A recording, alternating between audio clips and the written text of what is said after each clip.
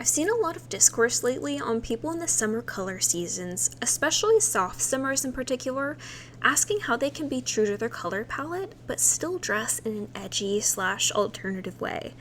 I've been on a journey researching this myself, and I wanted to share what I've learned, and my goal is to show you some ways you can do this with actual photos and images. There are a lot of different aesthetics that fall under edge, and a lot of different opinions about what is edgy. I'm going to be very general about that in this video. It's not the focus of this video. I recommend exploring Silky Mochi's YouTube videos on dark aesthetic inspiration for more, as she does a really good deep dive on different dark aesthetics. You could also look into Ellie Jean Royden's style system and her moon style root pairings for other ideas on different types of edgy clothing, but I think that there are a lot of aspects to edge that go beyond what they even mention, and there's certainly a range to what could be considered edgy, and all in all, it's a very subjective thing. So in order to build outfits that are edgy in colors that aren't traditionally edgy, like the summer palette, it's helpful to know the clothing elements that create edge in the first place. So what does make something edgy? For me, it's the shape, color, texture, and the contrast. For shape, that could be, for example, structured stiff jackets, chunky combat boots, corsets. For the color, definitely black, but dark colors in general, silver jewelry, that sort of thing. For texture, it could be leather, mesh, or see-through elements, studs, ripped jeans, rough hems, etc. And then for contrast, so I'm looking at like the juxtaposition of things. So maybe it's between the juxtaposition between colors. So maybe you're wearing colors that clash a little bit, and that creates tension, which creates contrast. Or maybe there's juxtaposition between the elements of the clothing. So maybe you're wearing a flowy skirt with a leather jacket, and that creates contrast. Maybe it's between the clothing lines and then your body type itself. So, for example, wearing sharp, structured clothes on a kibby romantic. So, like, that's someone with a very round, soft body. So there's structure contrast there. You can also have contrast by just having intriguing accessories that stand out from the rest, or even something as big picture as being countercultural. And that is a lot of the heart of edge in general, going against standard societal norms of beauty and style. So that is for sure contrast. And when you're building an edgy outfit, the more of those elements that I just listed that you have present within the outfit, the edgier it'll be. You can use just one, you could use a mixture, or you could use all of them in your outfit. And when building an edgy outfit, don't be afraid to accessorize. Accessories are key to helping outfits look edgy. Your favorite flowy dress suddenly becomes edgy when you throw a harness over it. Makeup and hair also make such a difference. You don't have to make these a part of your look, but it's amazing how much more edgy a look gets when you do it. Even if you aren't wearing any edgy pieces, you suddenly look edgy if you have edgy hair and makeup on. Your body type does play a part. If someone whose body is very soft and round wears lace, it doesn't look very edgy because there's no contrast. Lace is associated with softness, so it pairs naturally with those features, but if someone who's more straight and sharp in build wears lace, it suddenly becomes edgy because it's in contrast with their lines. And conversely, if the soft, round person wears a structured leather jacket, it will appear more edgy on them than it does on the straight, sharp person because it will create contrast against the roundness. Here we have two celebrity examples of this. Taylor Momsen, who is a straighter, sharper build, and Drew Barrymore, who is a softer, rounder build. Taylor uses contrast with these lace slip dresses to have an edgy look. This type of dress looks inherently edgy on her, whereas when Drew wears one, it doesn't give her an edgy look. The reason Drew instead looks edgy here is because of her makeup and accessories, not the slip dress. And conversely, here Drew is wearing a leather jacket, and it looks edgy against her mostly because of the contrast against her features, and you can see that very clearly in her rounded chin especially. The leather texture and the black absolutely add to the edge, but the bulk of the edge is coming from the contrast. Whereas here, Taylor is wearing a leather jacket, and yes, she looks edgy, but it's not because of the sharpness of the jacket. The edge comes from the color and texture of the jacket and clothes, not the structure of the jacket. Both of these women are very beautiful, but they utilize different methods to have edge. So if you work with your own body and features, you can tailor how you wear pieces to be most edgy on you. These are the building blocks of building an edgy outfit, but how do we add summer coloring? In general, if you are actively going against stereotypical edge in one of those elements, for example, wearing lighter summer colors, you will want to make sure that there is somewhat of a balance within one or more of the other elements to make sure the outfit still reads as edgy. For example, if you want to wear a lilac jacket, maybe make it a leather jacket and pair it with chunky combat boots.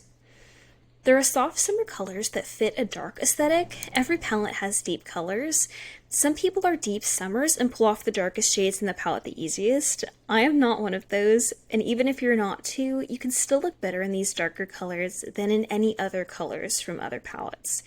In general, embracing the better than philosophy can be really helpful. Sure, you're not going to look 100% your best in certain colors that will provide darkness and contrast, but those colors will still look better on you than stark black. You could also lean into winter colors that aren't black. Even though these colors won't be as perfect as the summer colors, they're still going to be better than straight black. These colors are still cool toned, so they'll have an element of working with you. You could also possibly get away with some of the soft autumn colors since they're next to you on the color spectrum, but I would be more selective and limited with your use of these. Definitely be careful. Don't be afraid to use the lighter shades of the summer palette too. You can pair them with black or other darker shades to help create contrast. You can accessorize them to help them be more edgy, or you can buy them in pieces that are edgy through shape. Remember, use the guidelines I said before. Pair a soft summer color with a brighter color in the winter palette to create contrast still, but not be quite so intense as if you chose black for the contrast. You can also lean into aesthetics that naturally complement summer coloring, such as whimsigoth. I think that whimsigoth works perfectly with the soft summer palette.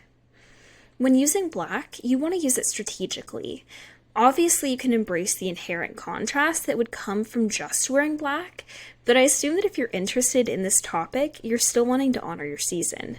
So I would instead use black for smaller accessories and use your summer colors for the main pieces. For example, you could wear a soft summer color dress and pair a black harness over it.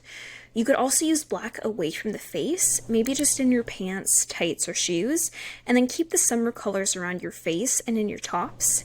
You could also wear a black base, but then wear a summer colored jacket over it. You could also choose black clothing that's a little sheer, a little translucent, or even some with a shine to it to help there be a little bit of grayness or whiteness to it that isn't quite as harsh against you. As you can see, the summer palette isn't a limiting color palette. You can still look edgy and have intriguing outfits while staying true to your season. Just because the shades are often associated with cute aesthetics doesn't mean that's how you have to wear them. These tips I've given can help you learn which rules you want to keep or break to maintain the aesthetic that you wish.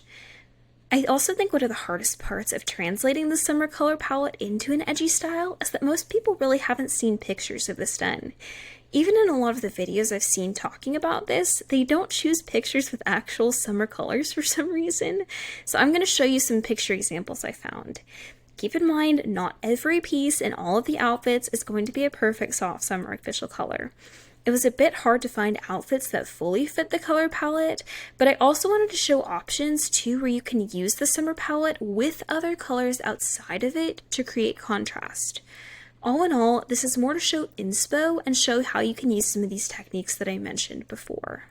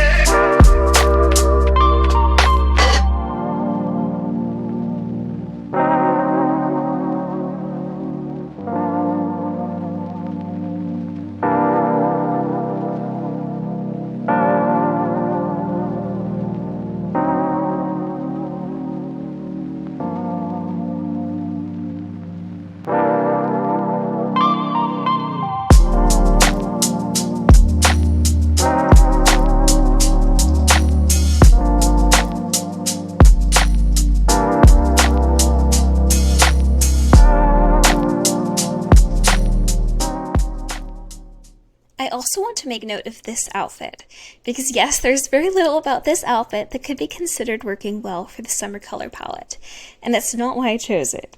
I instead want you to pay attention to that band of red in this person's underwear.